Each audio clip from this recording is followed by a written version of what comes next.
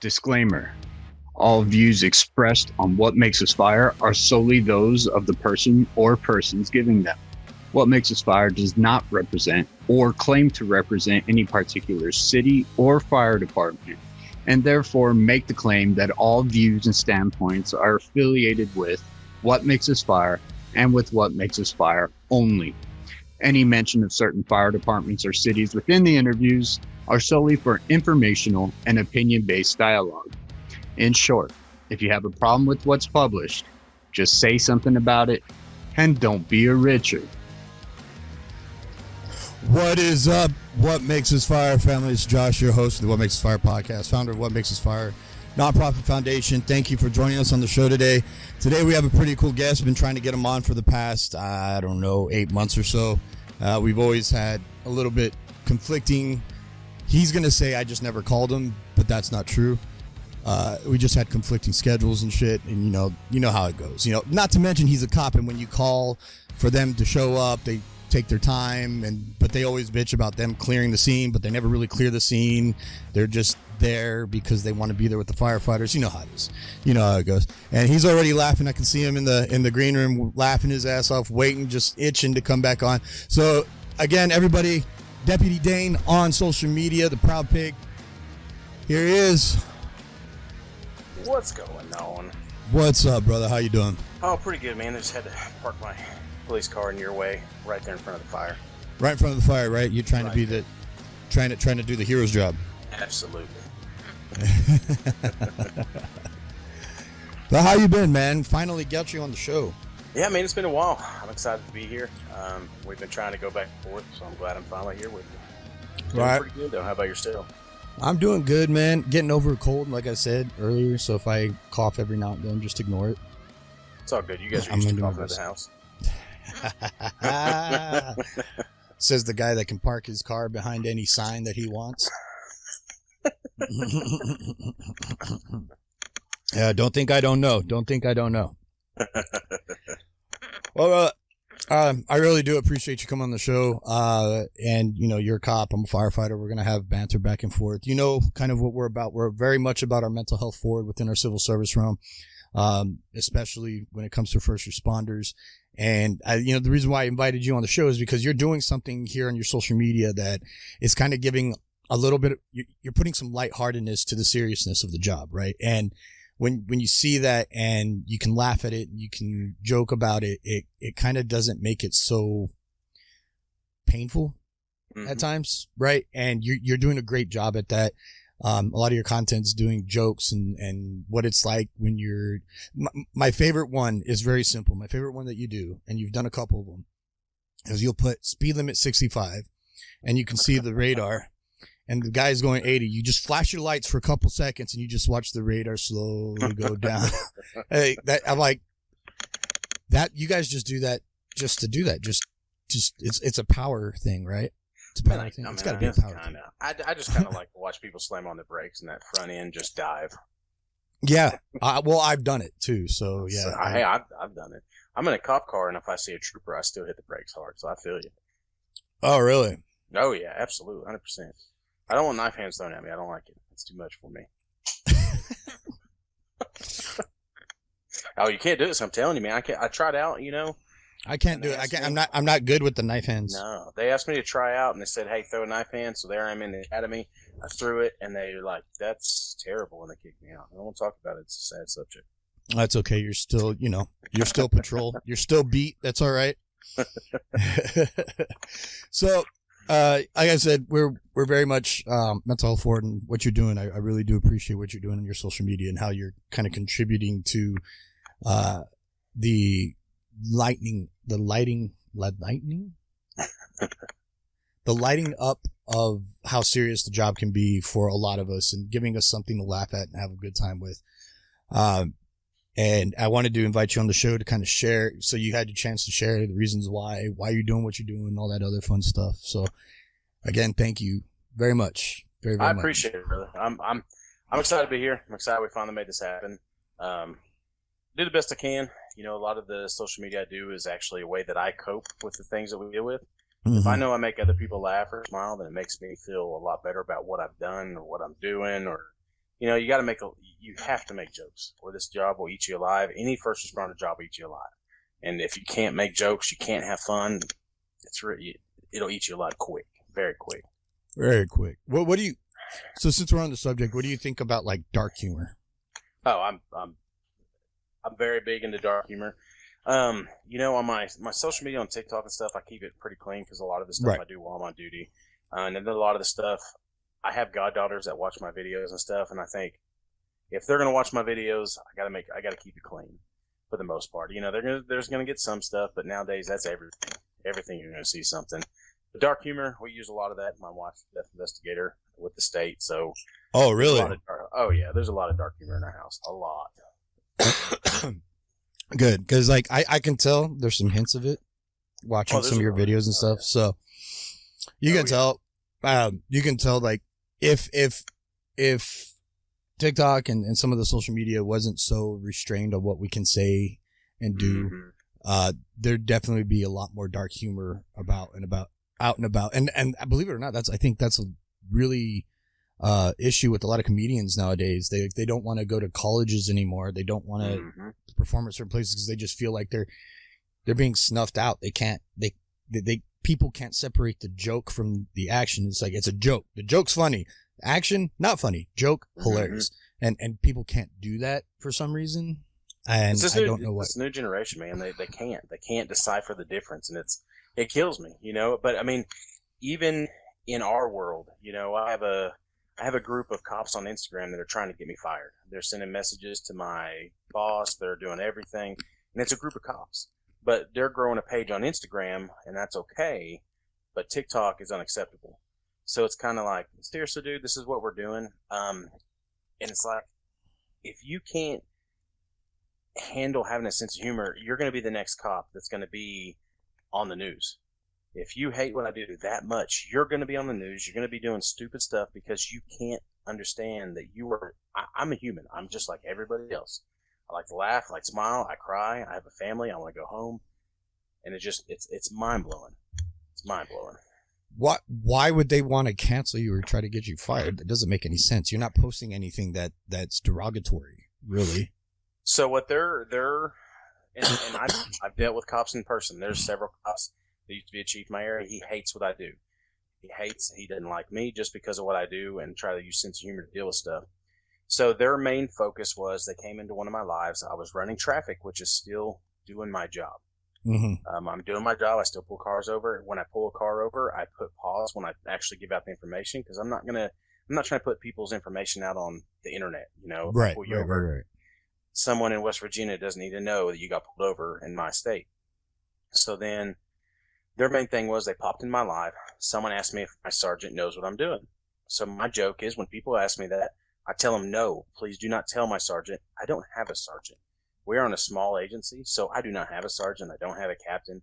I've got a sheriff, an undersheriff, and then I come pretty much next in line as an investigator. So it kills me. It's a way of sarcasm. It's a way of joking, and they took it serious. And on this page on Instagram, and they took it big time. And on this page on Instagram, I'll send you this page later so you can just read some of these.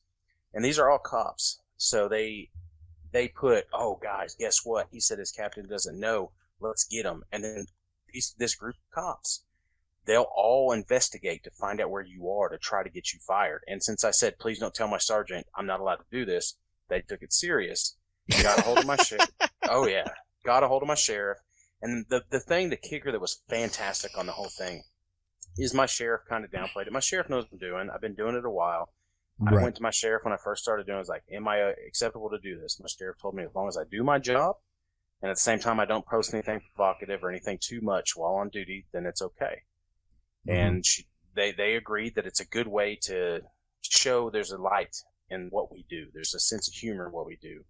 And so they sent a message on Facebook, not knowing that I'm actually in charge of our Facebook group, but I wasn't going to send anything back. I let my sheriff read it. My sheriff read it and sent him a message back saying, hey, we know what he's doing. Why does this bother you so much? You're not even in the state. It ticked him off. So then it went from that, and then they realized they're not going to get me fired. So then they just started posting pictures, and the irony of this page is fantastic. You can't make this shit up.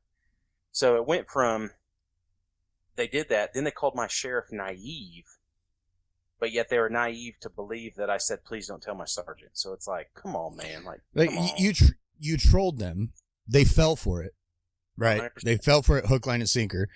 And so playing devil's advocate here, right? Say I was one of those people and I had a mission to do something and I found out, fuck, I got played, right? Shit, I got played.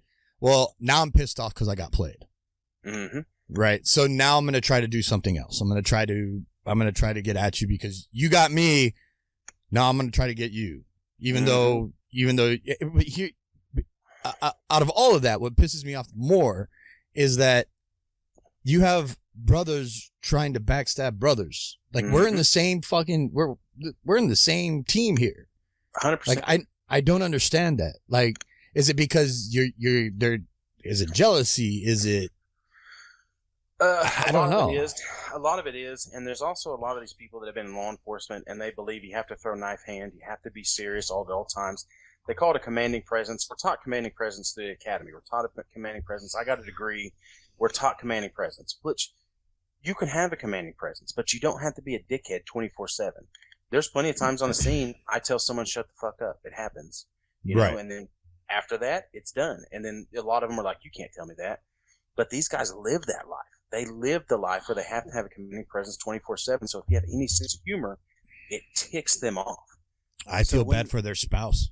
That's what I'm saying, dude. Like that's going to be that percentage of the ones that actually beat their spouses. It's going to be that. That's going to be them because they can't differentiate not being on duty. It's like even on duty, dude, you can't live your life like that. This job will eat you up. And unfortunately, you know, when it comes to the mental health stuff, unfortunately, these are the officers that end up doing something stupid later on in life. They take their life because they've lived so high stress and so just pissing people off all the time where people hate them 24/7. It's like, dude, you don't have to live like that. and it kills me. Well, their next thing, which even made it even better, was they took a picture of me receiving my Medal of Valor. And in that picture, I was overweight. I'm still overweight. I'm working on it. I have kids, and I don't hit the gym as much as some of these dudes. I don't know how these dudes, if they're not looking me up while they're on duty, I don't know how they have this much free time. So these dudes are going to tell me they're working full time. They're doing all this stuff, hunting down cops, because there's a lot of cops they're hunting down. And then you're also hitting the gym as hard as you're hitting the gym. I don't know how you have that much time. I don't. I have a working farm. I work all the time, and I take care of my kids with my wife equally, and it just kills me. So then they post this picture, and it's me receiving the Medal of Valor. And they said, you should be embarrassed. You are a disgrace. Because they could get me fired. I made them look stupid. My agency, then they started bashing my agency. My agency didn't care. So then they take it to that level, calling me fat. And it's it's high school all over. Like, well, this didn't work. That's when you know your argument and your purpose, you've lost. When you've come down to name calling, and you can't use logical debate or logical, intelligent conversation to prove your point, then you've lost. You've already lost the conversation. If it comes down to name calling, you turn into a 3-year-old. Right? You literally turn into your 3-year-old. You're dumb. You know? And let's talk about your looks here for a second. Dude, you look like a cornbread country boy. Like, I would not F with you if it came down to it. I might hit you and run screaming, but you're a big boy. You don't look like somebody I'd want to fuck with at any point in time during the day. That's what kills me. It's like, dude, if you took time, and what kills me is if you took time long enough to see me, I'm hitting the damn roof of my truck. Okay. So it's obviously I'm not the smallest dude. No matter what, I'm going to be a big dude. Right. You know, it just happens. I'm a bigger dude. I still run. I still work out. You know, but it's like, if you live with that much hate where you have to bash other people, and then like reading the comments on these videos, I was just like, man, like at first I was pissed. I'm not going to lie. You trying to get someone fired is the next level. You know, my children rely on me. My wife relies on me to try to get me fired because all you have to do is this right here. I don't like this. And I scroll. Instead, this dude sat here and watched me for who knows how long on this live. He recorded the whole thing because he posts parts of it. He was probably fapping to it the whole time. Oh, I'm sure he was. and that's what kills me. I'm like, dude, you sit here and their whole page is against TikTok, but you guys scour TikTok trying to find cops to get, and it's like they go on Instagram and it's like you're doing the same thing I'm doing, except I try to bring people up and you try to bring people down, and that's how you're getting your following, and it's sad. And reading this comment, man. Why do you think that is? Why do you think that there's this aspect of people like that out there, especially within the PD realm? I haven't seen that. No, in the FD realm, in the military realm, I've seen it in the military realm, right? Oh yeah. I mean, just a couple of years ago, there's that huge Mill Talk debacle, where I mean, the military part of TikTok was just in shambles. Like people were going after people. It was crazy. It's calmed down quite a bit since, but yeah, I mean, it just never. I don't understand how people can have it so bad that they have to bring other people down. It boggles the mind. So I'm asking you, like, why do you think within the realm of what you're doing, why do you think this fellow officer or fellow officers are kind of going after you for, like, what's the reason? Unfortunately, and you know, I was a fireman for a long time too, so you see in the firehouse too. There's a lot of times you have that guy, you know, you're at the firehouse for this many hours, you have that guy you can't really stand, but you guys deal with each other. It happens all the time. You got that one guy you deal with. Unfortunately, in our line of works, you have a bunch of, not against females, it's not against females, but you have a bunch of alpha males. You have a bunch of alpha males together, and they have to prove their worth, and it blows my mind. I'm like, dude, we're all here together. We all do things in a certain way. But even on my day-to-day basis, I deal with high school drama in between agencies because someone thinks they're doing something better than the other person. And it's like, bro, we all do. I tell people all the time, because at my agency, I get called to a lot of things. So like, hey, man, this person said this. Hey, man, this person said this to me. And I'm in the middle. I'm like, listen, guys, we all police different. They police this way. You police this way. You know, we have guys that love warrants. They love to hunt warrants. We have guys that love to run traffic. You want to run traffic, that's fine. You want to do warrants, that's fine. You're not doing anything more than this one's doing, and you're not doing anything more than this one's doing. You're doing everything just differently. But it's always a pissing contest. And what kills me, though, is in law enforcement, we get so much First Amendment auditors. We get so many sovereign citizens. We get all these people that are always trying to bring us down. To see another cop attack another cop and try to get their job blows my mind. And what kills me is that I know what state he is. I know who he works for. We're cops. We can figure this out. Like, that's how they figured out where I work from. They figured out everything about me because they're cops. They can do that. Well, I figured out where they're at. And it's like, you're nowhere near me. Nowhere. What does this affect you to the point that you've taken to the level trying to get me fired? And it's just sad existence of people that have to prove that they're better than the next person. And it's like, why, dude? I guess that's the question. Why? Like, why? What are you trying to do? Are you trying to make the world a better place by doing this? Because you're not. You're really not. You're not making the world any better. You're wasting energy on a situation that can be literally blown over. Like you said, just swiping through. Don't like it. Swipe it through. And you're wasting all this time, energy, and effort on it's a futile situation. But two, you're putting negative energy out there, and you're going after a fellow brother in the line that we do. Like, we don't do that to each other. No, we don't do it. Now, don't get me wrong. Now, if you fucked up royally, then yeah, maybe something needs to be done. 100%. But you know, for some small stuff like this, and for something that's not causing any harm, for something that's actually a positive, the fact that you're trying to go after it just doesn't make sense. And it's like you said, why? Why do you do it? And I guess how are we ever going to know? How are we ever going to know? Their argument is, I am wasting company time by doing it. But the thing that kills me is it's like, I'm still doing my job. I'm still doing everything that's needed of me. And what kills me is, like, people don't take the time to realize, what is my rank? They automatically assume this guy's a cop. This guy's doing something he shouldn't be doing.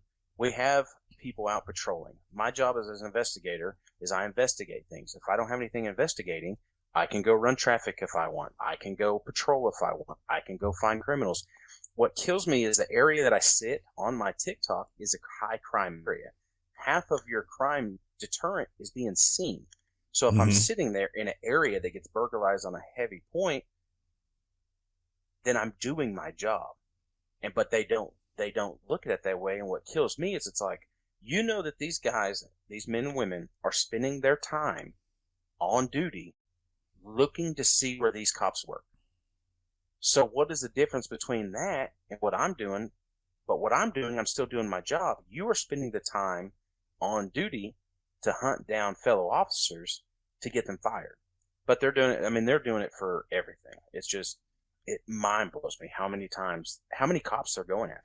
And it's like, but then what kills me, their page is just, I'm going to have to send it to you because it's fantastic. Because it's great, the irony on the page, because some of their page stuff that they like, they're like, they agree with this, they agree with that. But just because what I said in my live, if I tell my sergeant, that ticked them off to the point that they go, this guy shouldn't be doing this.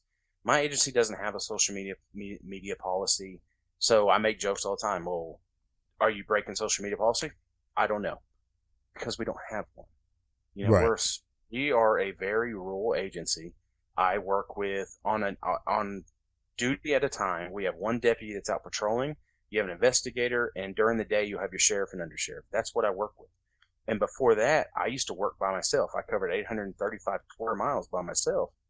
Holy shit! Like, oh yeah, and times can get hairy. But at the same time, just like in the fire service, think about how much downtime you really have. You know, in law enforcement, there's a lot of downtime. Like in between calls, there's downtime. Now I could be going to sit somewhere where I'm never seen, or I could be sitting somewhere on the side of the road, flashing my lights, telling people to slow down while doing a live.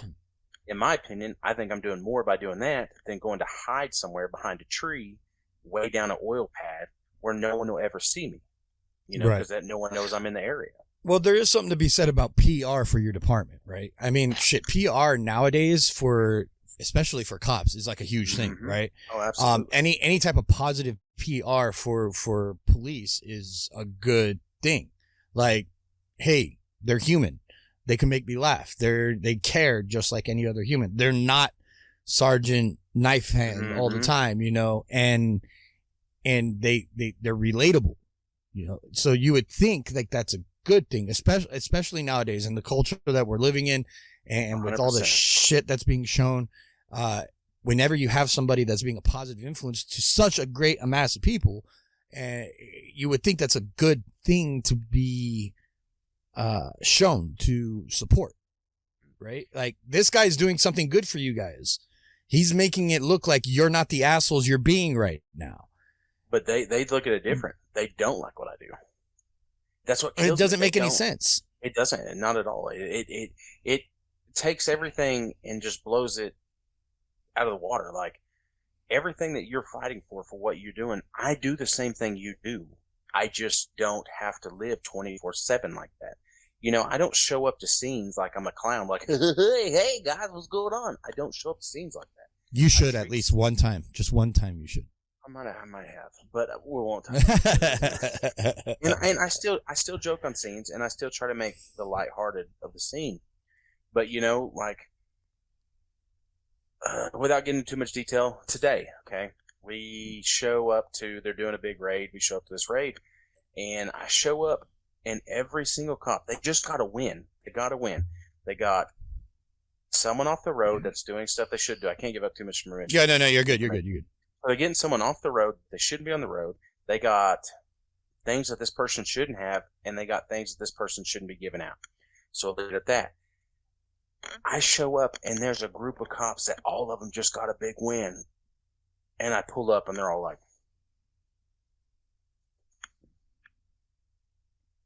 and I'm like, why, dude? You just got to win. Smile, guys. Have fun with it. The dude's going to jail. You got a big win. This is an investigation you've been doing. Smile. Realize you've done something good. These neighbors that are around, that were all on their porches watching, they're watching that. They're seeing you do big things. Why look like a dickhead? You achieved what you needed to achieve. No one was injured. No one was shot. No anything. and you did what you needed to do, but still everybody was so uptight. And it's like, why are we living like this? Why are we doing this? Why can't we sit here and be like, bam, you did a good job, and smile? I'm not saying sit there and make jokes over and over, but man, you should be happy for what you have done. But no. Why do you think that mindset's kind of prevalent right now? Little dick syndrome. To be honest, I don't. Do you think? Well, the reason why I ask is because the environment we're living in now when it comes to police and the media coverage that police gets, not always positive and everything right now. Do you think maybe that can kind of play into it a little bit, that they don't even want to risk something being shown that might look bad on them? So the best thing to do is just to be stoic the entire time. If we, you think maybe that plays into it? If we were in a larger area, I'd say 100%. Where we were at, no. I mean, you have an elderly couple sitting on their porch happy that their neighbor finally got busted.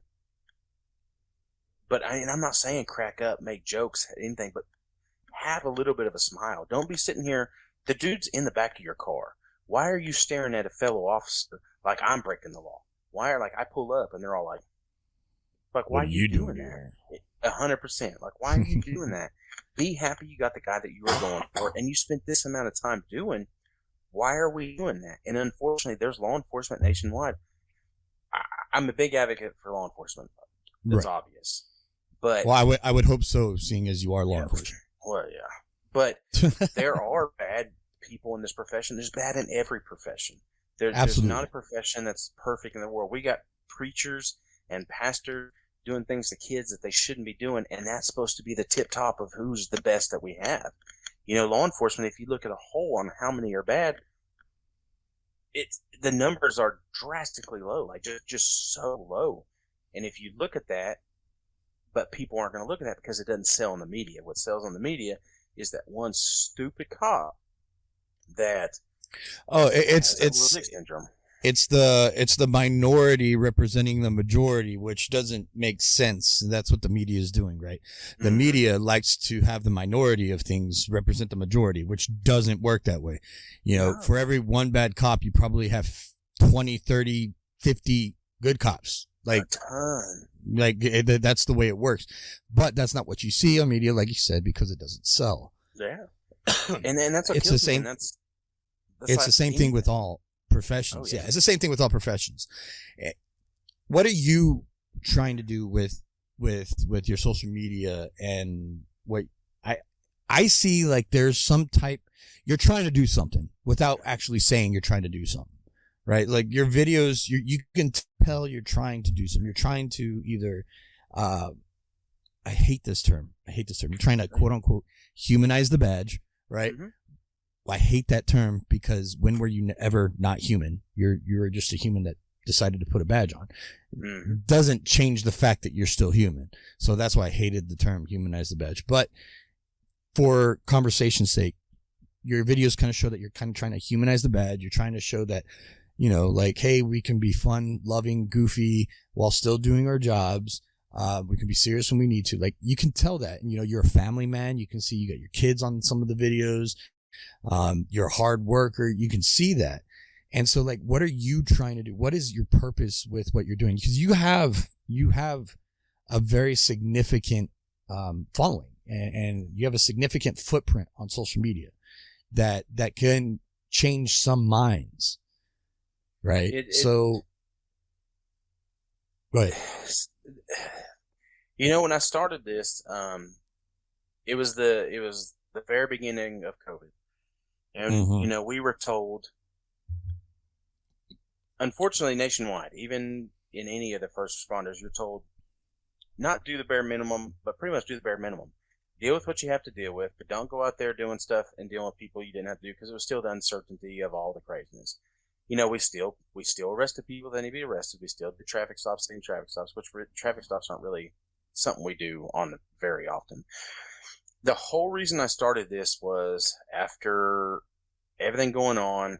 I was in the fire service for a long time. I love the fire service. I have nothing but love and respect for firefighters. My brother's a lieutenant on the fire department that I left, and I love it. I miss it all the time. the whole reason I started this was to show that we can have a sense of humor. I'm still a human. I still have the same feelings that anybody else has. When the George Floyd thing happened, I was as pissed as everybody else. As the other stuff happened, I was as pissed as everybody else. I'm still human. I show my kids because I want people to understand when I come home, I don't sit here and bark orders at my kids like, you're running down the hallway too fast, you better slow down. I don't do any of that. I come home, I play with my kid like anybody else plays with their kid. I go to work every day. I kiss my kids goodbye. I kiss my wife goodbye. And I do everything that everybody else does. I go get coffee at the gas station or whatever I need to do. I do everything everybody else does, but people treat me like, well, you're this, and you look down on people like this. I am the people. I'm nothing more than anybody else. I'm not that government official that people think you can't come up to. If I'm at the gas station, you come talk to me, to be honest, half the time, I'm awkward as hell because I don't know what to say. I'm like, I don't look at anybody less than anybody else. And that's what blows my mind. I started this to show I have everything you have. I do everything you do. I want to come home at the end of shift to my family. I want my kids to know who their dad is. I realize that might not happen. Yes, I chose this profession. Like everybody that hates the cops say, you chose what you do. 100% I did. I chose what I do. I want to be a cop since I was little because I saw things I should never have seen. I dealt with things I should have never dealt with. And then, went to the fire service. I did that. I did that for a long time. I loved it. I went to the medic for a little bit, did medic for a little bit. And then I went this route. While being a fireman, I was going to school for law enforcement. Why? I don't know, but I did because I've always wanted to do it.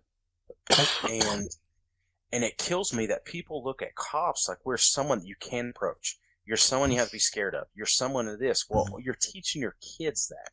Every time we go to the grocery store and a parent comes up and they're like, if you do something bad, he's going to take you to jail. I'm like, no, kid, I'm not taking you to jail if you do something bad.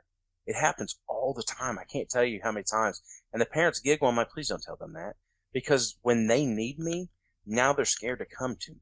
You don't need to teach them. Just like when I was in the fire service, we're always trained that kids are going to hide under the bed and they're going to hide from the scary monster that's going to come in looking like that with all the SCBA on and stuff. And that's why I did a lot of school stuff. I love going to schools. I love teaching schools fire safety and everything to show kids this is not something to be scared of.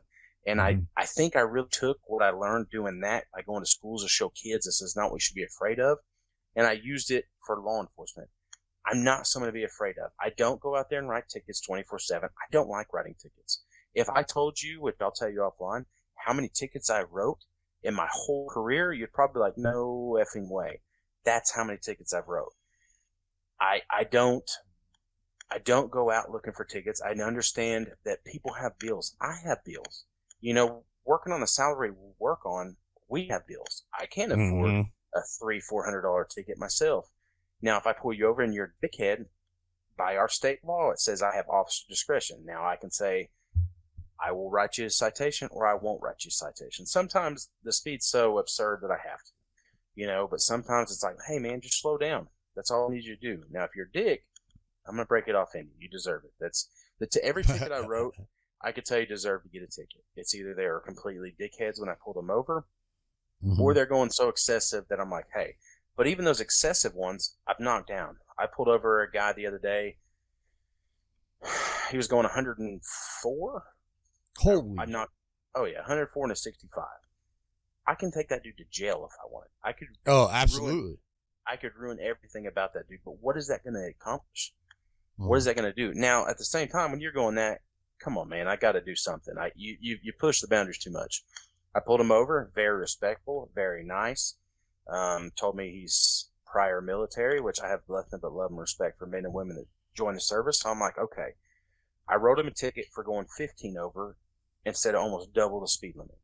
That dude was happy at the end of it because, first of all, he's not getting a crazy, crazy ticket. I'm not taking him to jail, and I'm not towing his car, which I could. And there's situations, sure, you want to do it, fine. But if you're not a dickhead, why am I going to ruin your life when I could make that little bit of maybe next time you get pulled over, you're going to go, you know what, that last guy was nice to me. I should be nice, and we'll see how this goes. Majority of law enforcement, every time we pull you over, we plan on giving you a warning. And there's going to be some cops, they love writing tickets. I don't understand it. To each their own. And those are the ones I've been pulled over by. Yeah. And unfortunately, there's some agencies where they require you to write tickets, even though that's federally legal. But it happens. Luckily, where I'm at, we don't.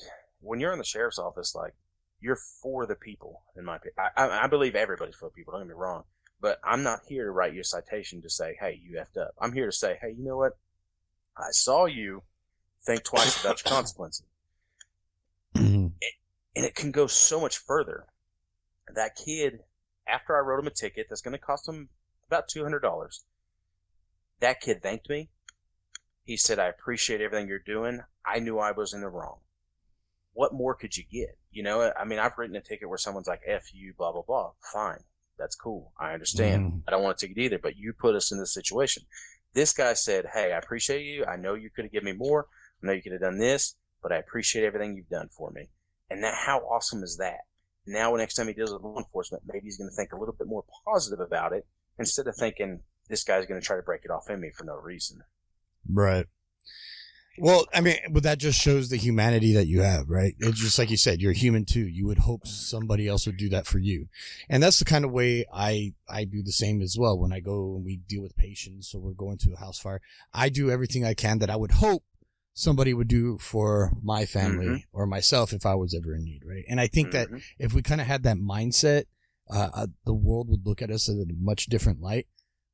Fire department has a little bit easier compared to police department. You know, we're the love child, whereas PD is the redheaded stepchild.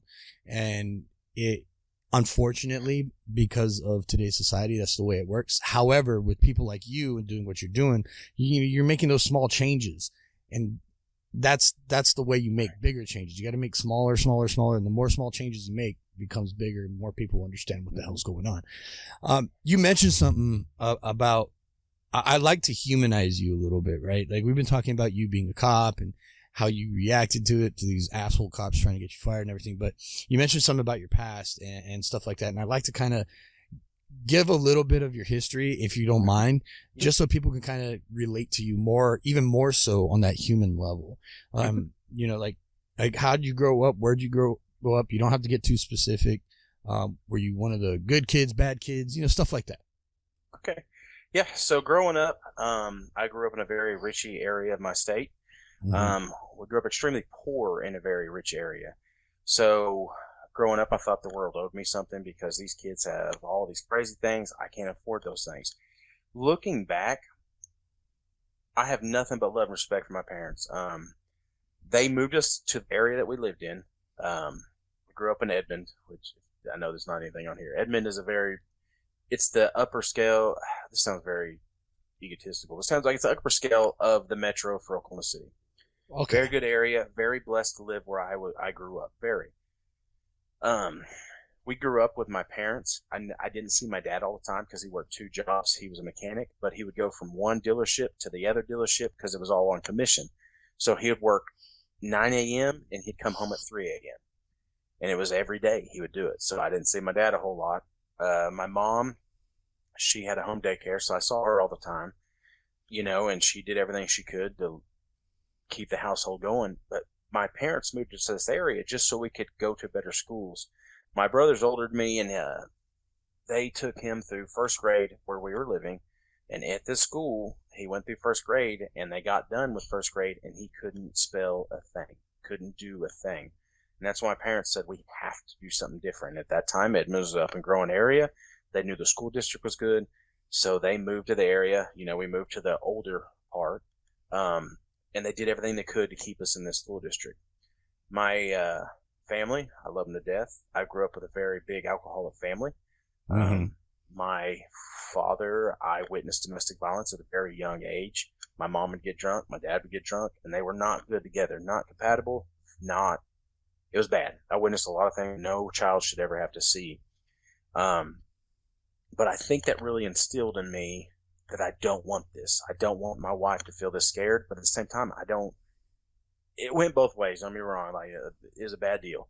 Bad deal. They're not good together when they're drinking. And my dad ended up realizing that. He got help. He got better. Never laid another hand on my mom since then. My mom never laid a hand on my dad.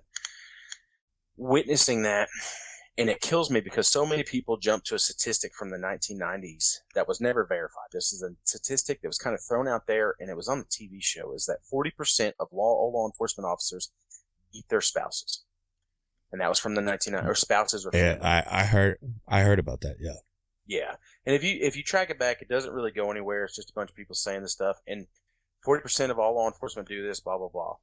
But they don't take into account the amount of law enforcement that got into it because they witnessed domestic violence growing up. Unfortunately, in our world we are now, is it's so easy to say, I witnessed it, I can do it. That's not acceptable. It's crazy. It's crazy how often you see these kids that go do it and they go, well, I witnessed it, so it's acceptable now. Well, I mean, you got to think of it on more of a human level on that point, right? So when you're a kid, whatever is norm can kind of become norm as you grow older, right? Mm-hmm. So if you're constantly, we can look at bad homes, right, where the parents are drug addicts and stuff. The true statistics say that kid is more than likely to become addicted to something else as they grow older. However, we're not talking about those kids that see it and they, for some reason, have this moral and human capacity to say that's not right, even though nobody's telling them it's not right. They just they instinctively know that what I'm seeing now is not right, so therefore I don't want to do this, even though that's kind of the norm as they're growing up. And it's hard. It's hard to really comprehend that idea because you have some kids that's like, I'm exposed to this and this is the norm, and they continue living that life pattern. But then you have other kids like yourself that are experienced to this, they witness this, but they have this innate human response to say, this is not normal, this is not okay, and so therefore I want to be different then. Usually there's an outside force that happens to, but I can tell you, I was witness to domestic violence at a young age as well, that I was like, I never want to be that, right? I never want to be that. I never want to be associated with that. I never want to do that. I don't know where it came from because I didn't have somebody saying this is wrong, this is bad, this is, don't do this. I just had what was there and I had to make the choice myself. Where that idea came from that kid that had no other, outside source saying this is wrong, this is right. How we were able to make that decision that this is wrong, it baffles me a little bit. It baffles me. Like, how did we know instinctively that this is wrong? I like to think about it as, I can tell you very vividly on some of the things I witnessed and things I shouldn't have witnessed. I can remember the fear instilled in me during those days. And I was young. I can still remember the fear in my mom those days. And seeing the fear in her face and seeing the fear and remembering the fear that I had, I was like, no one should ever feel this way in their own home. Nobody. And that's why when it comes down to domestic violence I deal with, unfortunately, and there are women that are abusers, and there are also women that make up these things. So I have to decipher now. But I think dealing with what I dealt with, I can kind of see a little bit clearer than someone just going, oh, he did this or she did this. I witnessed these women, and it's unfortunate how many women stay with these men that treat them awful, that they don't feel safe in their own home. They don't feel they're worthy. They don't feel any of this. And it kills me. There's so many of these women that I witnessed and I deal with even on TikTok. I was kind of going off subject. I was doing a live one day. A girl got into my live, and I had, at this point, it was one of my big lives. We had a bunch of people going, but I think something told me to read her comment. Out of all these comments coming in, I see this comment, and it's a woman in Ireland, and she says, I'm in my bathroom. I'm waiting for the police. He's after me. And I saw that comment. I'm glad I saw that comment. I was like, okay. And, on TikTok, you never know. There's so many people say these outlandish things. But something told me to read into this. So I said, hey, everyone stop talking. We got to figure out what's going on. She told me what's going on. I said, we are going to stay on live until someone gets there and until you're safe. And then I ended up giving her a way to get a hold of me. We've been talking since. Come to find out, she had a broken eye orbit. she had all this stuff from this man. Then this man, they were going back and forth. I luckily was able to help her leave that relationship. She had been in the relationship for a long time. She stayed with this relationship, stayed with this relationship. I was able to sit here and go, you don't deserve this. You deserve better. You shouldn't be this scared in your own home. Your home is your safe place. And it just kills me how many of these women stay with these people. And that's what I try to do on TikTok and stuff. Every now and then our TikTok turns serious because there'll be people that pop in and they'll say some stuff.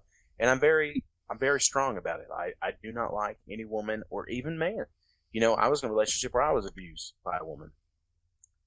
No one should feel uncomfortable in their home. No one should feel that they're not safe in their own home. And I try to tell all of them, it's all a game. It's these men beating them down that make them think that they're not pretty, they can't get anybody else. And 9 times out of the 10, the woman is way better looking than him and could find way better man than that guy that they're with that would treat them amazingly. Yeah. It's mind-blowing. My wife was in a bad relationship when we got together, and she would come up to me and she'd be like, do you care if I go visit my family for the weekend? This is when we're dating. And I was like, why are you asking me this? Like, yeah, go. Why? Yeah, like, go visit your family. Well, I asked at my ex, I had to ask. I had to do this. I'm like, don't ask. Like, go visit your family. Like, and then deep down, like every guy, I'm like, it gives me a weekend free where I can go do what I want to do. But at the same time, yeah, right. I was like, go visit your family. And I witnessed with her, and it took a long time for her to realize that I wasn't going to treat her like this. I wasn't going to control her like that. I wasn't going to try to beat her down. My wife's an amazing person. The things she deals with and sees on a daily basis also mind-blowing. She sees the worst of everything, but she comes home, she takes care of her kids, she loves me. We're able to vent to each other, which makes our relationship stronger. There's no point that I'd ever want to beat her down as the person that she is. There's no point that I'd ever want to hit her or lay a hand on her. I want her to feel safe in our home and know that she's safe. I want her to know that if someone breaks in this home, I'm going to go first. Do not go after that person. I'm going to go. And I don't understand how these men want to beat these women down to feel like they're not safe, even from their own men. Do you think your mindset about this and why you think the way you're thinking about this is because of what you were exposed to when you were younger? I think it's a big attribute.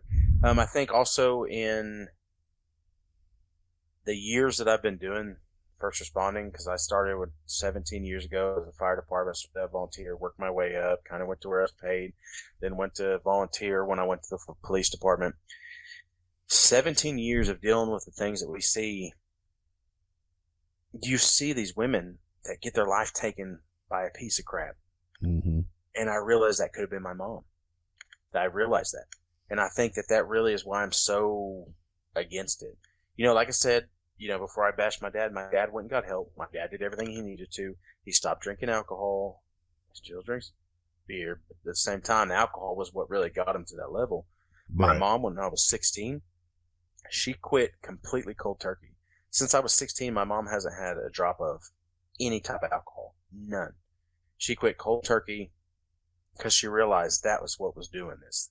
Them together was terrible when they're drinking. Mm-hmm. And I was like, you know what?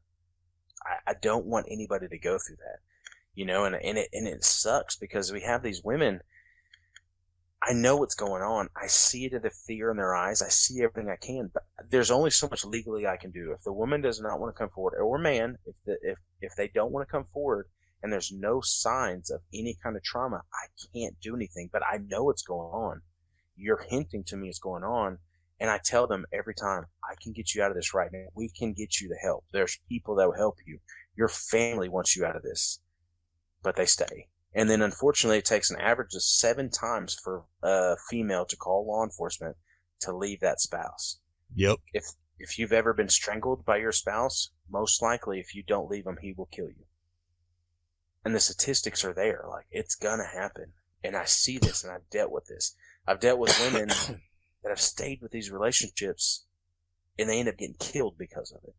Yeah. I mean, well, shit. I mean, you and I, it's funny. You says you've been in for 17 years. I've been in for 17 years too. So that's something we have in common. I've been in the first responder room since 2006. Right. So for 17 years. And it's crazy what we see and how much it reminds us of the past that we're exposed to. Mm-hmm. And it kind of gives us a reason why we're doing what we're doing. But to be honest with you, I never grew up wanting to be a first responder. I didn't know I wanted to be a first responder until I was exposed to it at the age of 20 something. Mm-hmm. And once I was exposed to it, I was like, holy shit, this is what I should have been going after my entire life. But it's these things that we're exposed to when we're younger, when we're kids, these human experiences that unfortunately a lot of us have. We have these traumatic experiences that our parents expose us to, right? What's that term? Our childhood trauma, we can all blame it on our parents, right? It's that's that saying. And whether it's intentional or not, there's a little bit of truth to that. Mm-hmm. And because I think a lot of us were exposed to that when we were younger, it makes us better first responders, makes us better individuals doing the job had we not been exposed to it. To be honest with you, I don't think I've met one person that hasn't been exposed to some type of childhood trauma like that, that is not a part of the civil service realm, that is not a part of the first responder realm. It's very rare that you find somebody that's like, oh, my childhood was perfect. Yeah. My parents were perfect. Nothing ever bad happened to me. Nothing like that. It's usually something somewhere happened to us as children, something traumatic. And we decided that we wanted to do this to make sure or try to make a difference so it wouldn't happen to anybody else. But why would we decide to do that to try to make sure not to happen to anybody else? Why are we trying to make it like it happened to us? We should be worried about how do we fix us, but no, we're worried about how do we make sure it doesn't happen to anybody else. Where do you think that mindset comes from? Man, I wouldn't even know where to begin. I don't know. You know, for some reason, you know, my dad was opposite side of the law. Did a lot of the other stuff. He never, the opposite. We'll just say he's opposite of the law. My dad's a good man, but he did a lot of stupid stuff when he was young. I did a lot of stupid stuff when I was young, but deep down, I always knew I wanted to be a cop. You know, I was hanging out with a bad crowd. I was doing a lot of stupid stuff. I watched Gone in 60 Seconds Too Long. I thought I was doing stupid stuff, and it was a bad deal. But at the same time I was doing this stupid stuff, I was still doing an Explorer program for the police agency in my area. And you're like, man, what are you doing? I stopped hanging out with a bad crowd. I stopped doing the stupid stuff. You know, I got to age that we were stealing from Walmart, doing a bunch of stupid stuff that kids do. But I thought the world owed me something growing up in the area I grew up. You know, why do you think that though? Like, where did this idea that the world owed you something just because there was rich people around? I don't know. I think it was more of a victim mentality, like everyone tries to do. I just think that growing up, when I saw these kids have this stuff and we didn't have this stuff, I was like, why can't I have that stuff? And then in that stupid, immature mentality that we are as kids, I thought, well, I'll steal my way there. That's going to work. You know, Gone in 6 seconds. Yeah, you can take it to Chop Shop. Sure. I'm lucky I didn't get killed. A couple friends and I, we went to the terrible part of the city, asking people if they're Chop Shop in the middle of the night. And we didn't have a car to give them, but we asked them because we're going to go get one. How stupid is that? That's pretty fucking stupid. Very fucking stupid. Very fucking stupid. That was me. Hanging out with a bunch of friends. We watched Gone in 6 seconds. We're like, hell yeah, I can do this. How? Yeah. Stupid. Find a girlfriend like Angelina Jolie. Oh, well, I tried. It didn't work. You found somebody better. Better. 100%. Just in case the wife is listening. No, I love it. I got blessed with what I have. You know, if I got with anybody else, I think this job would have ate me alive. Luckily, I got with her and the things that she deals with. We can talk. We can go home. Now, unfortunately, our kids are going to be screwed. They're not going to witness domestic violence. They're not going to witness any of this, but they're going to go to show and tell and be like, my mommy and daddy were talking about this guy getting shot and his brains were blown out and blah, blah, blah. I'm like, okay, let's not do that. You know what? You bring up an interesting topic, right? So everybody knows the statistics of the rate of divorce for first responders. Very fucking high, right? I think it goes, doctors, I know firefighters was number 3, police was number 4. I think it was doctors, lawyers, firefighters, police, military. We're the top 5 in divorce rates, right? Those damn nurses and those dispatchers. Yeah, I know. Shit. Y'all, leave us alone. Leave us alone. We got good marriages. Leave us alone. I'm just kidding. But, you know, I'm part of the statistic. I got to be honest. I'm part of the statistic, but it wasn't necessarily because of any infidelity. It was mental health issues and stuff like that. But beside the point, do you think having a spouse that's within the realm of what we're doing actually makes it a little bit easier to make the relationship work? The reason why I ask is because I hear that you're not the only person, you're not the first person I've talked to who has a spouse that's within the civil service room, within the first responder room. You know, you guys relate. There's a relatability. There's an understanding, right? If you come home and you're quiet, she's not going to be pestering you because there's an understanding. Mm-hmm.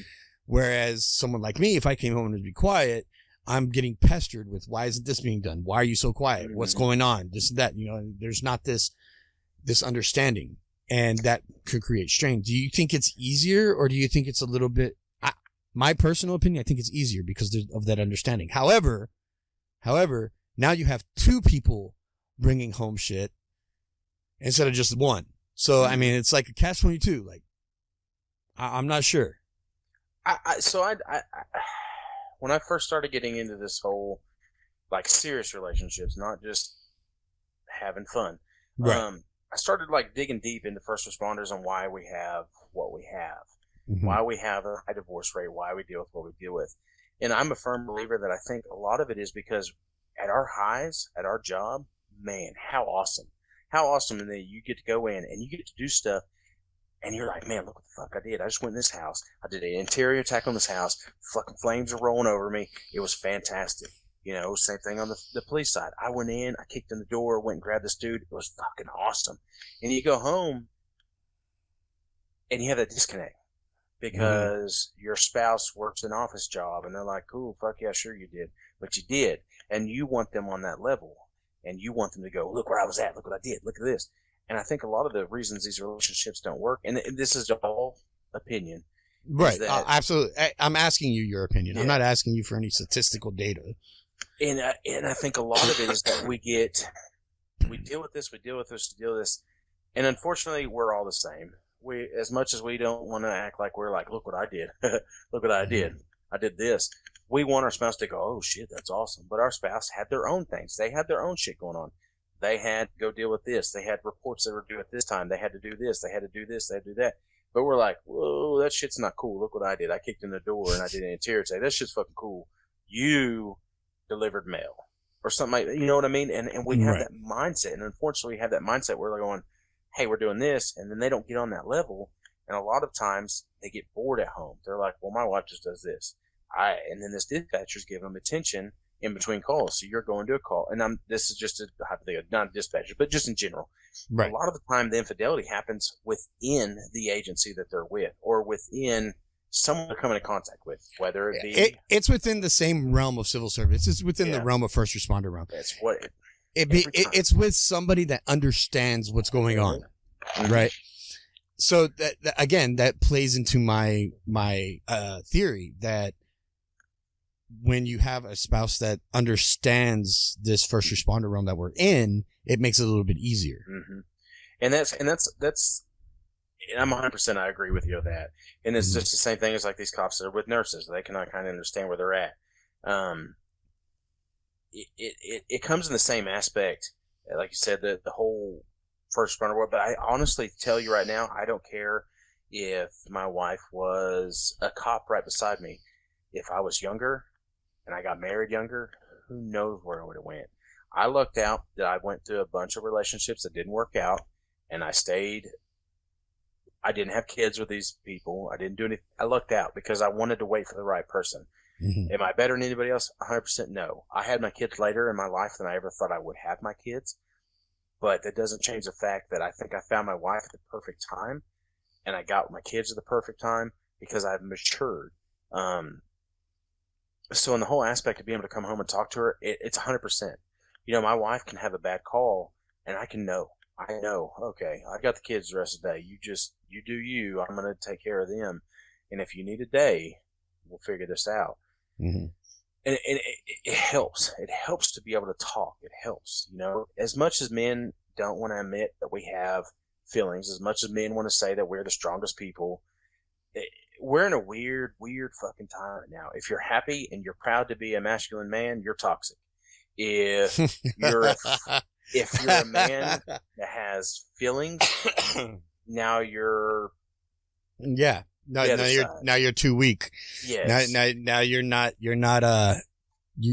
worthy of. But then at the same time, if you believe in some of these other things, very far other way, then you're okay, but you're not gay, but you're okay. But it's like, man, at the same time, like, what is going on? Like, why can't I be happy to be a man? But at the same time, why can't I have feelings that every person does? We are animals. As much as we don't like to talk about, we are animals. Oh, absolutely. We're quick to give medication. We're quick to do this. Do you think a deer 24/7 is going through a fucking field happy as hell? No, that deer is scared for its life 24/7, but it copes and it deals. And I think that's how we have to live our life. Don't rely on just, let me take the first medication someone throws at me. Don't rely on this. Don't rely on that. You've got to cope. No matter how much medication, I've witnessed too many people that get relying on this medication. Once that medication's gone, they don't know how to cope. And it's like, man, I think don't get me wrong, some people need medication. Medication's not a bad thing. That's why we're living a lot longer than we used to live throughout history. But it's just crazy on nowadays. Everyone relies on medication. If you're proud to be a man, you're toxic. But if you're a man that dresses as a woman, you can now be Woman of the Year. I don't understand the world that we're in right now, and it's crazy. It's hard to comprehend. It is. I'm with you 110%. It's hard to comprehend, right? And especially being a man in a civil service job, right? Mm-hmm. And historically, first responders, and military personnel were men. Mm-hmm. Historically, it is a male-dominated career. It is a male-dominated field, and it is a type A male-dominated 100%. Field, right? So when you are asking these type A male-dominated field professions to say, hey, look, we understand you're going to see some shit. There's some stuff going on. It's okay to talk about it. How do we get that mindset to change? That it's okay to talk about it without, like you said, without being chastised or looked down upon for wanting to talk about it. But at the same time, maintaining our ideas, our own personal ideas of what it means to be this person in the position that we're in. Man, I wish I had answers. Wish I did. I looked out. I had a very close friend of mine. He was in the military, did a lot of crazy things overseas. He came back and wouldn't talk to anybody. I was in the fire service at the time. He would talk to me, and I would talk to him because we could relate. Hey, man, I know you've seen some fucked up shit. Let's go have some fun. He would say the same thing. No point did we say, hey, look what I did compared to what you did. No point did he say, hey, look what I did compared to what you did. There was no point of comparing. It was a point that we both knew that we needed someone that could have that same like mind that you say, hey, dude, I don't think I can hang out today. And you're going to ask them, are you okay? That person might say yes. That person might say yes, just kind of, I need a bit of a time. We all see shit that we shouldn't see in this realm, whether it be military or any kind of civil service. That if a buddy of mine says, hey, I'm okay, but I need a day, I know what that means. I 100% could say, got you. I'm not going to pester that person, but you better fucking believe tomorrow, I'm like, hey, where the fuck are you? Are you okay? What do we need to do? You want to go shoot some pool, or do you want to have a beer? What do you want? You want to go fishing? What it is. Now, if I have a person that's blowing me off, we all know how that is too. We can be like, hey, what the fuck is going on? Let's go do this. But if you don't have that mentality and you've never dealt with anything, you've never seen anything, you're not going to have that battle buddy. And I think all of us, whether it be a psychiatrist or you find a battle buddy, you need it. Someone that you're not ashamed to cry in front of, because it's going to happen. As much as men don't want to say they cry, it's going to fucking happen. If there's a man that says they don't cry, it's 100% bullshit in my opinion. Because first of all, our testosterone drops because we're living way longer than what we were originally supposed to be. Testosterone drops, so we get more estrogen and shit, and it's going to make us cry in general. But then on top of that, the shit that we deal with, the shit that we see, it's mind-blowing. It took me 10 years of being a first responder. It took me 10 years to realize it changed me. When I first got in. One of my friends I had on the podcast early on, he says, he's like, we're normal human beings, people that do these jobs, right? We're normal human beings that do an abnormal job. Mm-hmm. We're normal human beings that do an abnormal job. Our brains are not made to process the trauma that we see. And definitely not made to process the amount of trauma that we see. Mm-hmm. And the average human being out of the civil service realm, the average human being might experience anywhere between 2 to 3 real tragedies in their lives, or at least what they consider tragedies, Mm-hmm. right? But we're a part of tragedy stories every day we go to all work. the time, every day. It might not be our tragedy. Yep. But we become a part of that story, whether or not our hands were in it, whether we were listening to the sounds, smelling the smells, trying to mitigate the situation. Doesn't matter. We were a part of it. We become a part of that story, Mm-hmm. and it becomes a part of us, Mm-hmm. right? Our minds, the human mind, was not made to process that. And there's studies that show that the human mind was not made to process these things. Mm-hmm. We're just not. Mm-hmm. It's not natural, right? Natural is living life. And certain accidents happen, then yeah, that sucks. But usually the human mind is made to process growing older, dying off, young, raising young, growing older, dying off, raising young, growing older. And that's the kind of, quote unquote tragedies that we're made to really understand and comprehend. But accidents, evil, Mm-hmm.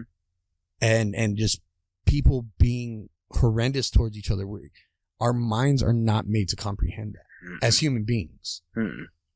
But you're asking people, human beings that put on the badge, that you're asking them that to go fight a war, or to go arrest somebody that's, causing a domestic dispute, or to go put out a fire with somebody trapped, or to save somebody's loved one in the back of an ambulance. You're asking these people, hey, I know you're seeing this every day, but continue being normal for us. All right. 100%. We're doing that, but I know this gets harped on about our pay, but we're doing that, but we're also doing that to say, hey, also we're going to give you a salary where you can afford to live, but you cannot afford to get the help you need to get. Yeah, about that. You have enough to live. You're going to live paycheck to paycheck, but you don't have the ability to take those days off and take that vacation to kind of de-stress. You don't have that ability to go get a psychiatrist to see and talk about the things you deal with. And you're going to be stressed about everything in life because you're living paycheck to paycheck. My wife and I, we live just above being able to get assistance.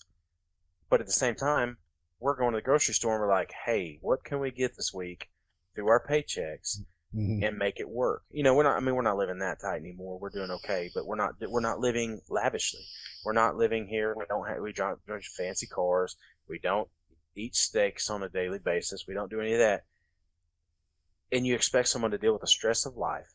You deal with someone, the stress on their job, and you expect this person to not have any kind of outcomes and issues. No, we want you to be normal. Through all of this, we want you to remain normal. We want you to remain a healthy human being, normal. Do not show any signs of stress or malfunction, because one, we're not going to take care of you. Just to let you know, we can't afford to take care of you. And even if we could afford to take care of you, we can't afford to have you be away from work. Really. So we need you to go ahead and handle this on your own. You keep bringing up really great subjects, and I like hearing your perspective on them. But do you think that municipalities are making a change for the better, or are kind of stagnant or regressing when it comes to mental health help in the line of work that we do? Unfortunately, it's hard to say right now. Municipalities nationwide, it depends where you're at, what affiliation, Republican, Democrat, Liberal, what you are in that area. It's hard to say. Some agencies are doing amazing things for mental health. They're really pushing mental health. They're really doing stuff like Oklahoma City PD in the state. They have it to where you can go talk with someone and it's all free. You can go deal with someone. You can call a number and it's actually a fellow cop that volunteers their free time to talk to you. And it's stuff like that. It's amazing. And then you have other agencies that people don't understand. When you defund the police, you're not defunding this military equipment that everybody thinks. Sure, you are a little bit. You're taking away the amount of staff. So now you're taking that number of critical incidents someone sees and you're multiplying it because this person's dealing with way more calls than what they should deal with. But you're also taking away their resources such as mental health issues and taking care of them on these mental health issues. Their debriefings, their counseling, all that stuff. That's where that funds are coming from. It's not coming from, let's take a Bearcat from everybody. Not every agency has a Bearcat. Right. And unfortunately, there's some areas that are hurting way more than others just because this whole defund movement. And the people it's really hurting is those cops that are dealing with it, the firefighters are dealing with it, because it's not just cops, it's firefighters are getting defunded. A lot of places are. No, I don't think people understand when they say defund the police, you're actually saying defund your civil service workers. 100%. Defund your first responders, because a lot of the times that pot that goes to everybody that provides emergency services to your community. Mm-hmm. And everybody gets hit by it. Mm-hmm. Everybody. Mm-hmm. And they don't realize that. No, they don't.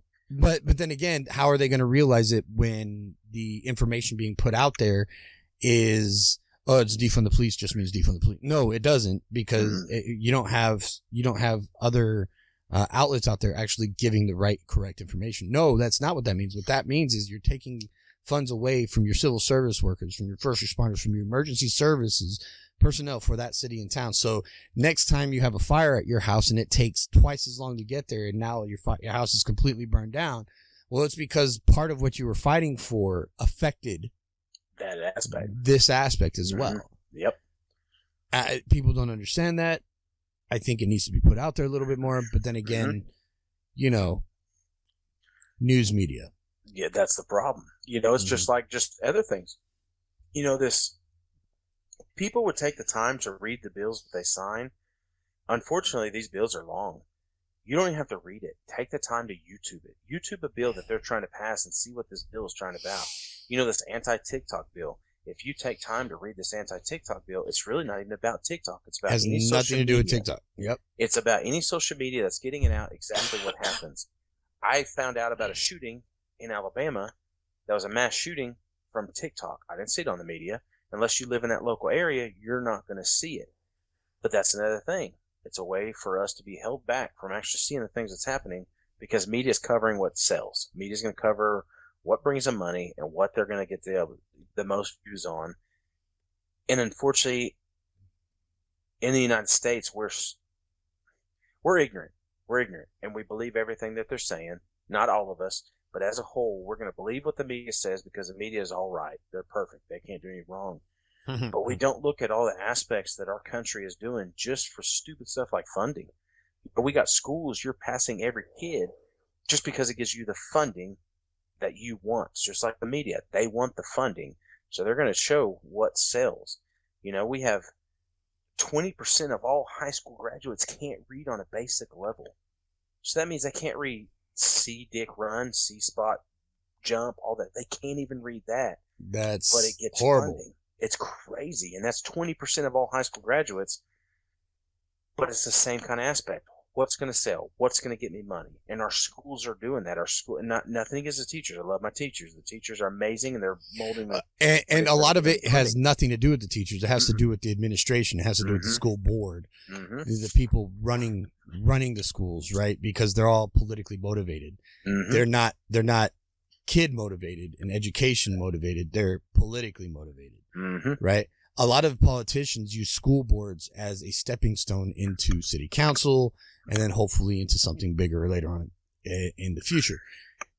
I don't know if people truly understand that a school board is a political position. It's 100%. A political position. 100%. They get voted in. They have to campaign. It's a political position. So your schools have become politics now, 100%. and it has nothing to do with the kids. Nothing. Mm-mm. It's who can get the most funding for the school. Right. Do you think that because of the realm that we're in, and I think it is, but because of the realm that we're in, we're a little bit more in tune with policies and procedures and politics that affect civilization. I mean, we're dealing with municipalities. You know, that's who hires us. That's who pays us. So we're exposed to these policies, procedures, and really laws that are being made because they affect not only us but the community that we're in. Do you think that we're exposed to it a little bit more and therefore we're a little bit more aware of this, or is it because we don't kind of just blindly follow? I think it's because we're exposed to it a little bit more than, say, your average Joe Schmo that's reading the Sunday newspaper. I 100% agree. What I try to explain to someone is I can make as much money going to Walmart. Nothing against people who work in Walmart. We need everybody to make this world go round. I can make as much money going to Walmart and working, and I can guarantee every day I don't have to worry about being sued. In the civil service, we have to worry about someone suing no matter how much you do right. In the fire service, you did CPR. Someone can sue saying you didn't do CPR to the adequate thing. They can sue saying you didn't save the house the way they think you should save the house. In law enforcement, there are so many people that want us to sue us on a regular basis. If I write you a ticket, you technically have the right to sue me because I have violated you, even though I haven't. But now I have to fight you in court, and that's why people that hate qualified immunity don't really understand what qualified immunity means. The media has told so many people, and so many people listen to these YouTube lawyers, that qualified immunity means the law enforcement officer can do anything they want and be covered. That is not what it means. That's not what it means. Not what it means. It means as long as I act within the scope of my job and the policy and procedures at my agency, I am covered. So if I pull you over and write you a citation, as long as it meets everything and I'm covered under the scope and the policies and procedures of my agency, that means I'll have a lawyer fight for me and I don't have to afford one. If you took qualified immunity away from me, I wouldn't do this job. I couldn't do this job. You wouldn't be able to afford it. You wouldn't be able to afford the legal fees. You can't. There's no way. Do it. With the amount of money I make, you cannot. I had a guy that did work on our land, and he was clearing some land for us. He told me that he came up to me and said, well, what's the difference between that? He goes, I think you should get rid of qualified immunity. And I asked him, I said, well, what is your reasoning for this?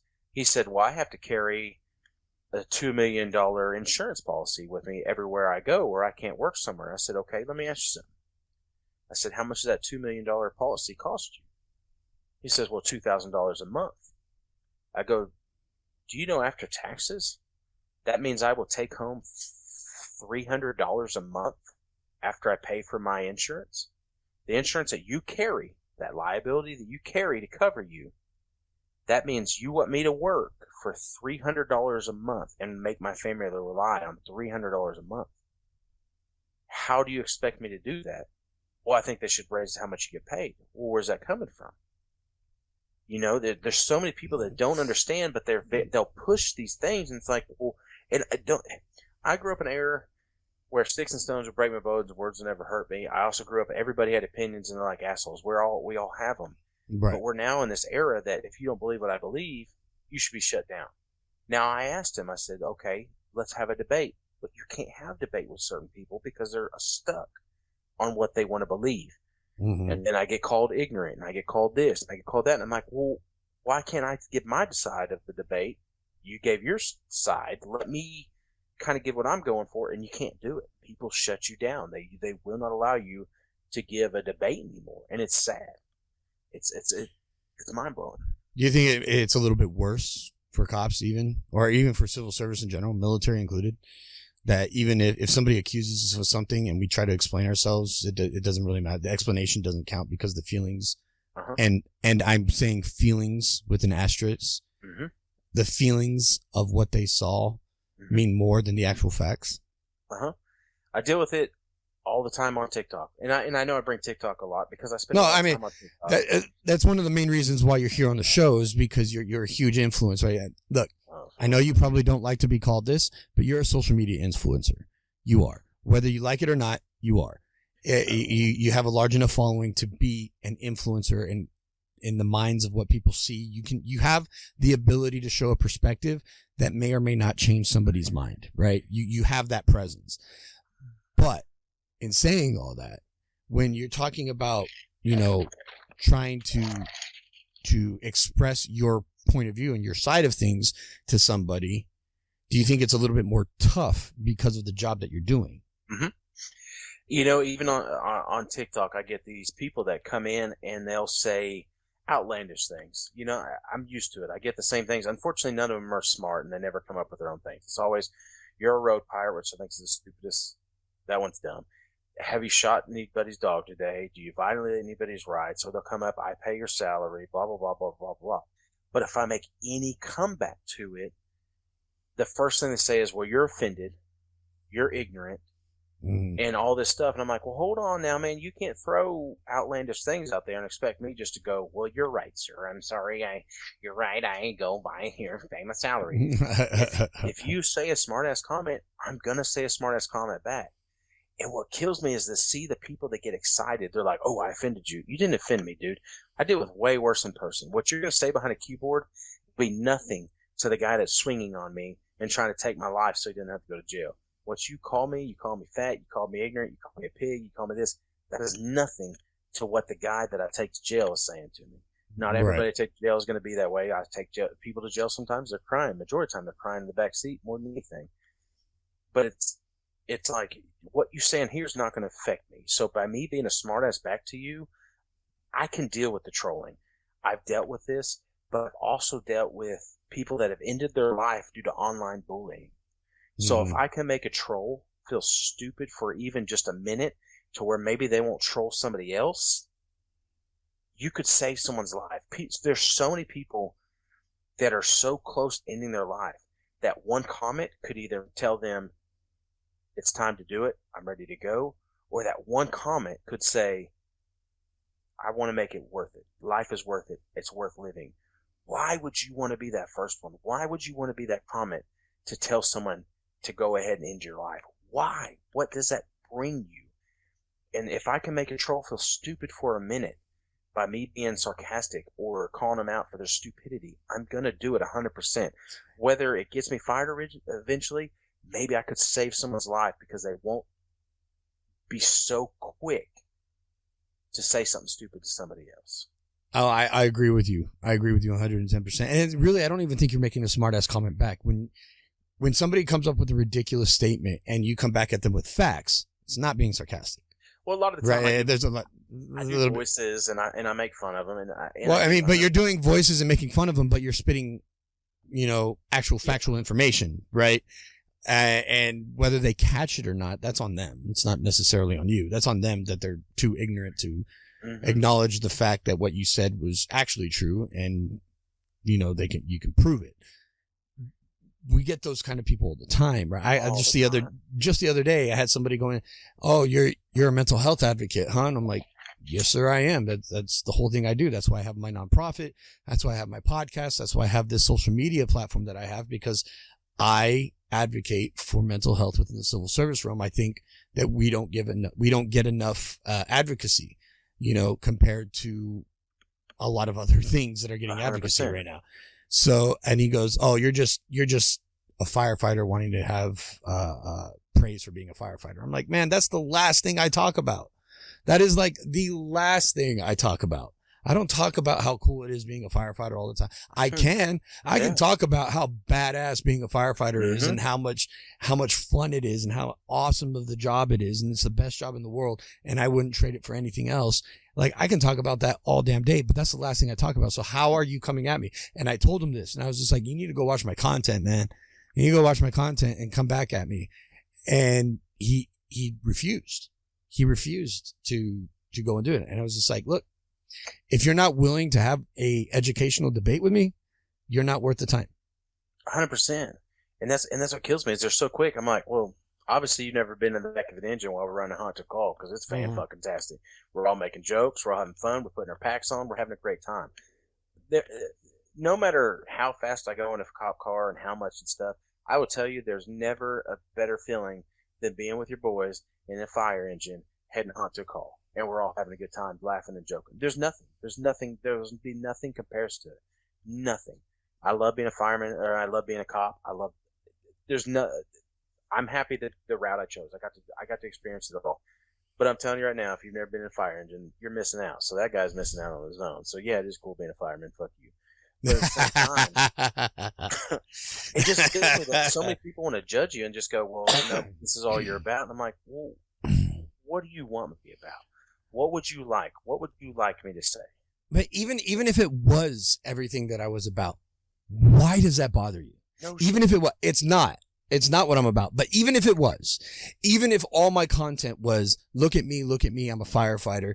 Even if all my content was, praise me, if I was a complete dick on, like, I thought I was better than everybody else because I was a firefighter, even if my content was all that, which is not, but even if it was, why does that bother you so much that you have to say something?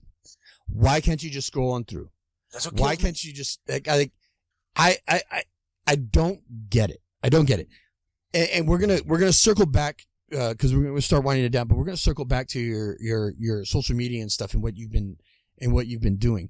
Why do you go the route that you're doing? Like, we talked about it a little bit, but really, like, where are you trying to go with this? What are you trying to accomplish with this? Is there an end game? Is there an end goal to everything that you're doing?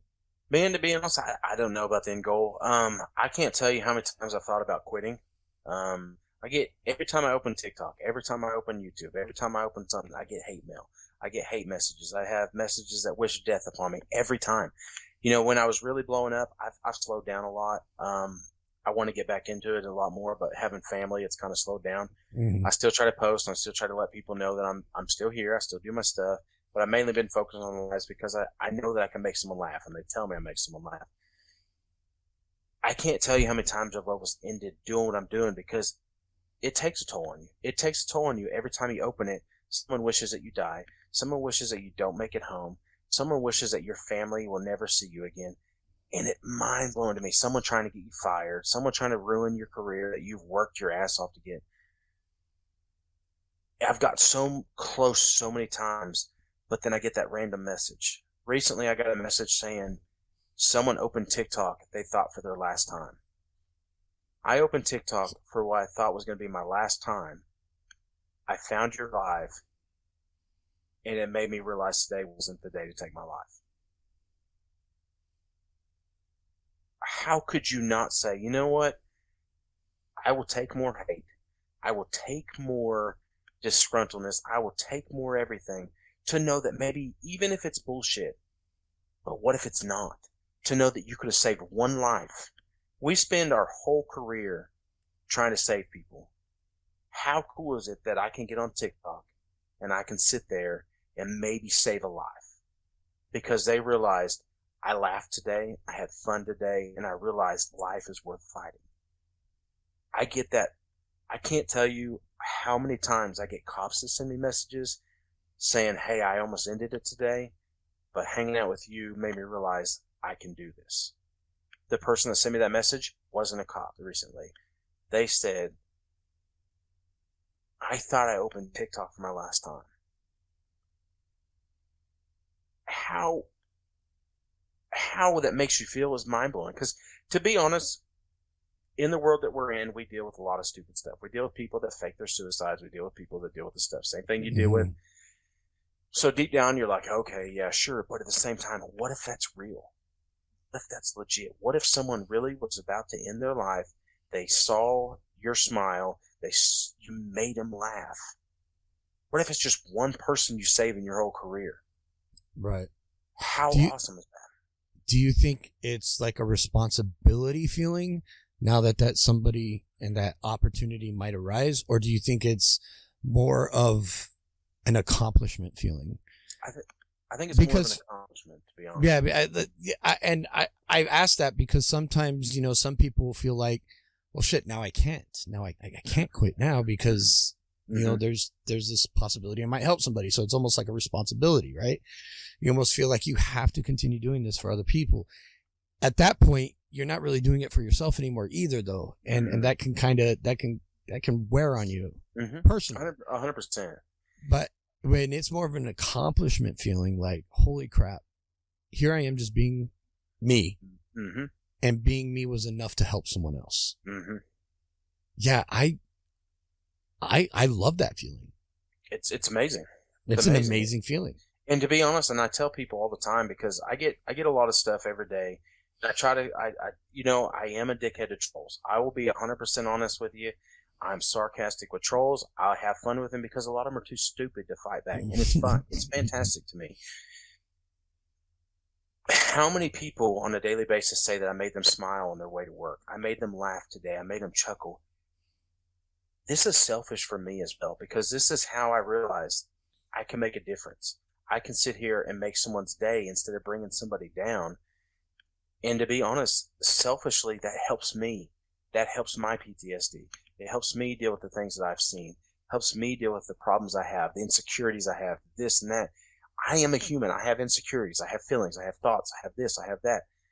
Have I been down a dark road with PTSD? Have I been down the mental health road? Yes, I've been in a very dark place.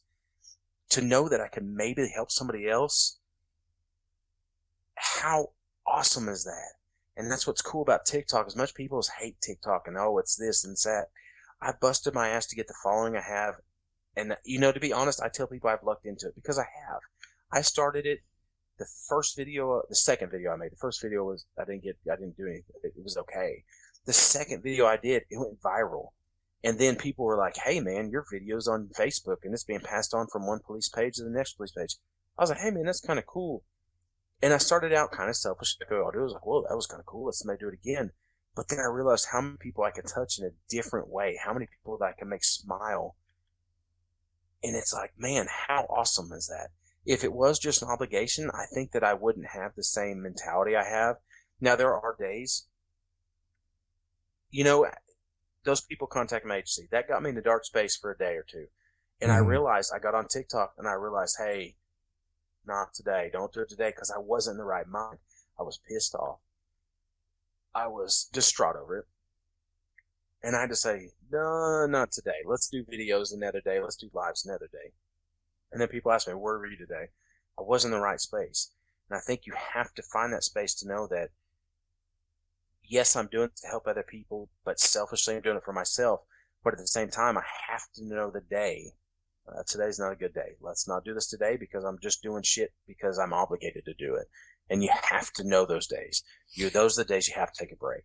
Yeah, I appreciate the fact that you said selfishly, because there's nothing like when we hear that term selfish, we usually tie it to a derogatory meaning, like, oh, he's being selfish, and that's usually never a good meaning when somebody says that they're selfish. But here's the thing, when it comes to mental health stuff and when it comes to how we are dealing with the shit that's going on in our lives, it's okay to be selfish, right? It's okay to be selfish is healthy in that we are doing things to make us feel better for ourselves, within ourselves. That's a healthy selfish. That is 100%. A very healthy selfish. Now, eating a majority of the pizza when you know it was for everybody, that kind of selfish, okay, you're being a dick. Yeah, you're being a dick. But the kind of selfish that we're talking about here is are for our sanity, for our mental health, for us being better individuals later on down the road, or even just for that day. It's okay to be selfish with your happiness, is what I'm trying to say. It's okay to be selfish with that. You don't have to put anybody else first. Nobody else becomes an obligation or a necessity. The necessity comes with you first, because if you're not good for you, how are you going to be good for anybody else in your life? 100%. End of story, right?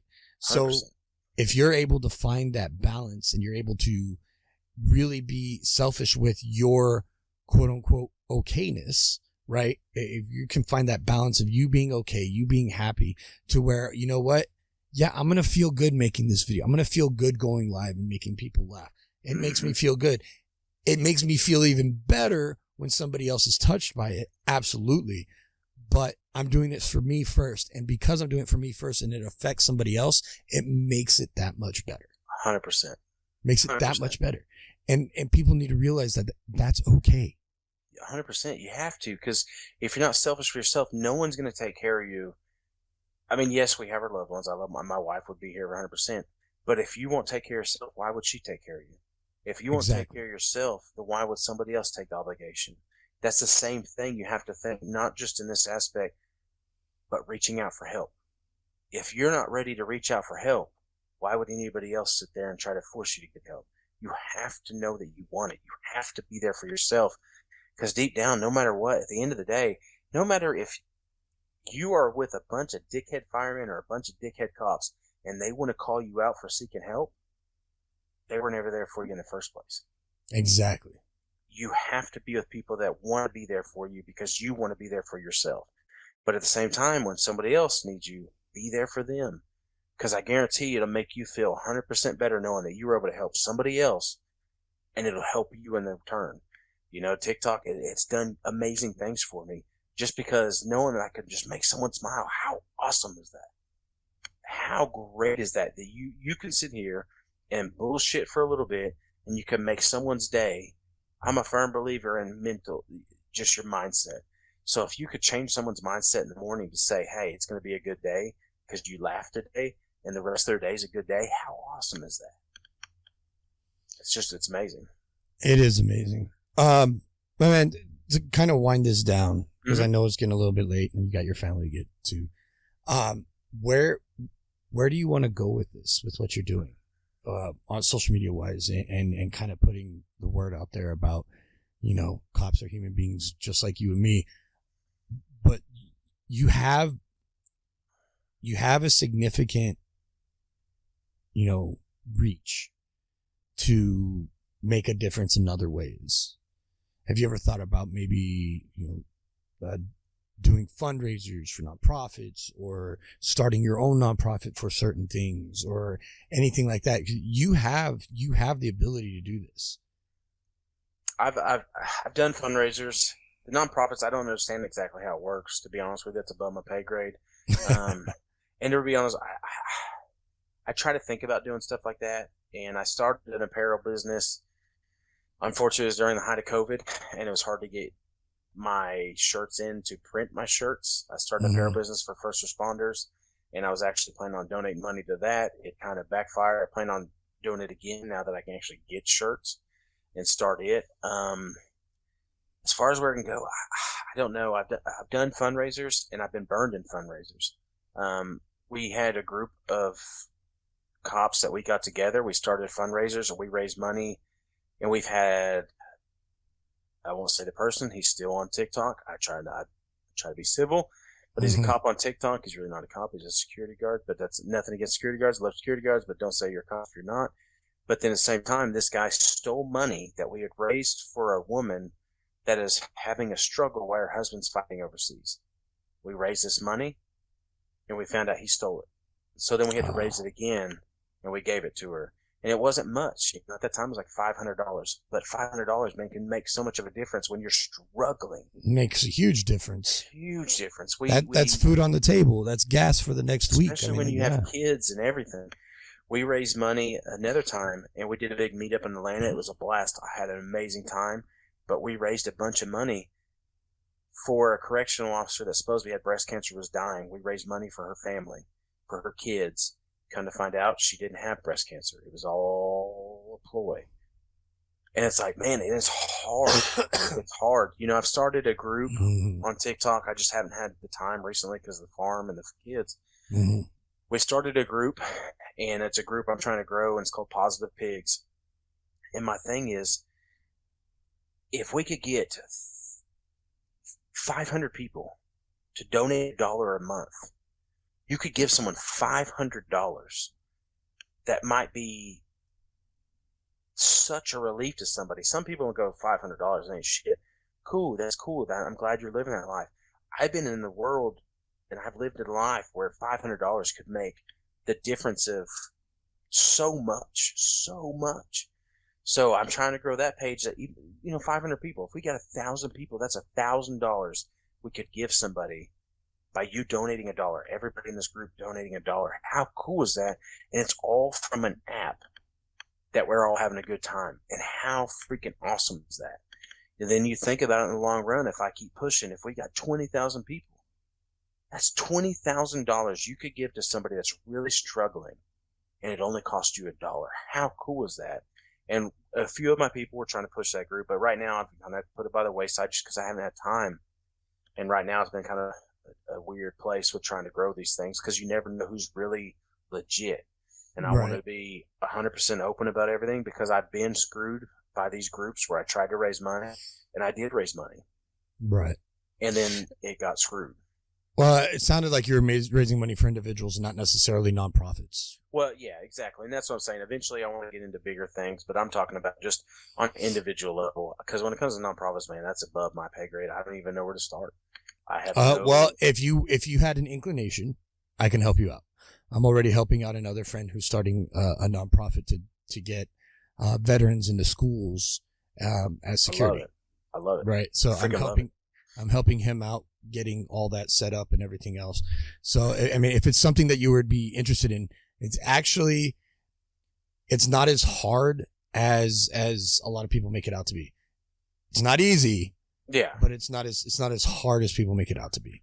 For sure, man. But I mean, like, so I guess here's me, asking you unapologetically and without any shame. The What Makes Us Fire nonprofit, we help civil service members, so first responders and military, get inpatient mental health treatment. Mm-hmm. And we do that by not only covering the cost of that inpatient mental health treatment, but we also supplement their income while they're in that treatment facility. Awesome. That's awesome. Right. And we are a legit 501c3. Right. So I'm looking for people that want to do a fundraiser. I want to do like this mass fundraiser, get a bunch of people on one day or a couple nights, go live, try to get fundraisers, go to the website, make the donation straight to the website, or have them, raise money their way and then donate it at the website. That way there's a receipt. Yeah. 100%. And everything else. But here's me unapologetically and really with no shame whatsoever. Would you be willing to help us raise funds for 100%? I love what you do, man. 100%. You let me know when you want to do it, how you want to do it. 100%. I'll help out in any way I can because it needs to happen. 100%. I appreciate that, man. Well, Deputy Dane, we went through a whole bunch of different shit. Yeah. We went through a lot of rabbit holes. It was fun though, man. It was fun. The thing I like about this podcast is it's like if we were sitting down at a bar and just having a conversation, right? 100%. How many different topics did we go over? How many topics rolled into the next one without even thinking about it? And we're just talking. We're just talking like friends. But people listening to this, they can hear this. They can hear the ideas. They hear the perspectives that we're having. And that's the whole idea, right? Is changing perspectives, changing this restrictive idea that you have about your mental health, about the way the job works and the way the job is through the eyes of people that are actually doing the job. Mm-hmm. And that's the whole point of all this. So I really do. I appreciate you coming on the show, man. I appreciate you giving your point of view. Thank you for letting me question you and asking you questions about it. Thank you for divulging a little bit into your past, man. A lot of people sometimes they get a little bit hesitant with that, but you jumped right in and I appreciate that. It definitely allows people to know that just because they may have gone through something similar doesn't mean they're the only ones, really. Mm-hmm. So I really do appreciate you coming on the show and sharing everything that you did, man. And I hope to have you back on in the future. Hell yeah, brother. Maybe. I appreciate being here, man. And I know it took a long time for us to finally get together, and I would definitely do it again. Whenever you're ready to do any of the fundraiser stuff, let me know. I'm 100% on board. I'm very big for it. I love what you do. I've watched what you do, and I love it, man. So keep doing what you're doing. And again, for sure, brother, I had a blast. It was a lot of fun. Like you said, we've been talking for an hour and 45 minutes, and it doesn't even feel like we've been doing this for that long. And it's been a blast. I've enjoyed it. I appreciate that, man. Everybody can follow you where on all your social medias? So it's Deputy Dane on TikTok. I've got Deputy Dane on YouTube, and then Deputy_Dane on Instagram because Deputy Dane's taken by a Great Dane. And then, yeah. And then I've got a farm page that I'm growing, which is Cop Out Farm. Maybe one day I can be a cop out. Or I can not be a cop anymore and I can just farm and have a good time with family. So I appreciate it, brother. Much love to you. Much love to you too. Everybody go check out Deputy Dane on all his social medias. Show him some love, show him some support. Again, man, thank you for coming on the show. You guys, remember, just because today sucked doesn't mean tomorrow has to suck. You can make your day better just by this much. Be the change you want to see in the world without allowing the world to dictate how you see that change happen. Just be that better individual for yourself. Put that out into the world. I promise the world around you gets better. It just happens. It just happens. You attract it. 100%. All right. Well, let me go ahead. Let me get this music playing because we're getting ready to head out. Any last words, brother? No, brother. I've had a blast, man. It's been a lot of fun, and keep doing what you're doing, man. I appreciate it, man. What Makes Us Fire family, much love. Remember, get out there, have fun. Visit the WhatMakesUsFire.org webpage. If you need help, call 988. Again, 988. Call or text. It's a National Suicide Prevention Hotline. If you find yourself in a place that you need help, please call. I have used it. It's 100% confidential, 100% free, and 100% anonymous if you want it to be. So, get out there, guys. Much love.